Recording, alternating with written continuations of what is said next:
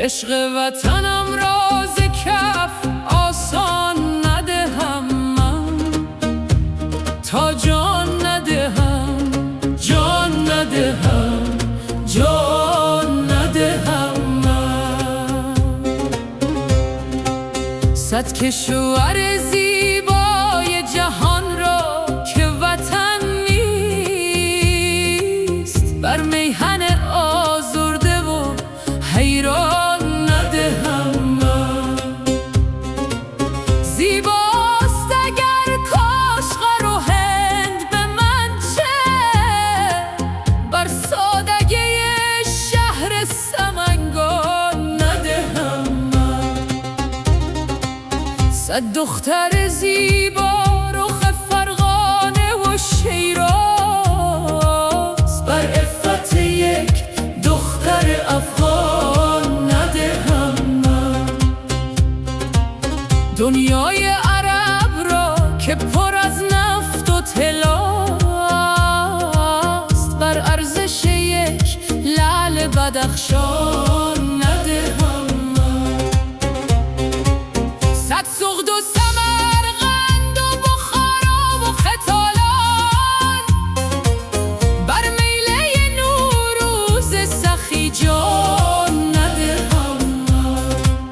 فرغانه و چمگان اگر چند قشنگند، بر دوشی و بر نیک پی و کیان ندهم من.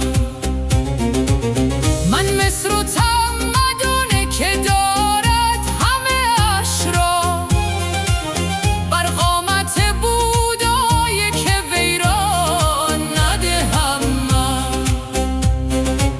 آن برج بلند قامت زیبای دبی را، بر دره خوش منظر پغمان ندهم من. من نخل بلند قامت ملک دیگران را،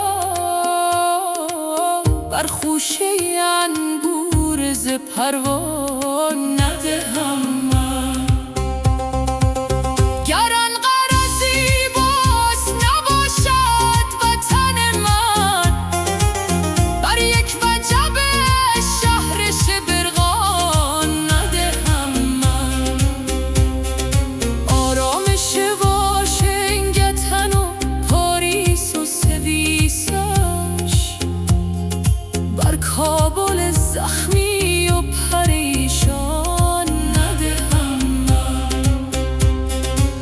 این خاک کهن گرچه فقیر است رحیمی، بر دبدبهی برلین آلمان ندهم من.